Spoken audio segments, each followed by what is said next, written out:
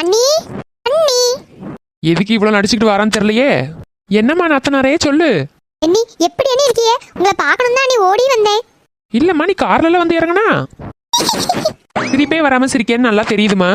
போங்க அண்ணி, எப்ப பாரு உங்களுக்கு இதே விளையாட்டு தான். சரி எதுக்குமா வந்த கிச்சனுக்கு சொல்லு. அண்ணி சூப்பரா கடையில சமைக்கிற பிரியாணி மாதிரி எனக்கு ஒரு பிரியாணி செஞ்சு தாங்களா? அப்படியா? ஒரு 1/4 மணி நேரம் மட்டும் வெயிட் பண்ணுமா, இந்த வந்துடுறேன். சரி அண்ணி. ஐ இன்னைக்கு நமக்கு பிடிச்ச பிரியாணி சாப்பிட போறோம். இந்த அண்ணி கறிட்ட எப்படியோ ஐஸ் வச்சு நம்ம கறியை சாதிக்க போறோம். நாத்தனாரே இந்தாமா பிரியாணி.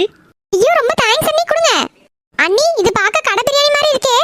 கடை பிரியாணி தாமா. நீ தானே கடை பிரியாணி மாதிரி வேணும்னு கேட்டா எனக்கு அது மாதிரிலாம் சமைக்க தெரியாது. அதனாலதான் ஸ்விக்கில ஒரு கடை பிரியாணி ஆர்டர் போட்டேன். அப்படியா அண்ணி, ரொம்ப தேங்க்ஸ் அண்ணி.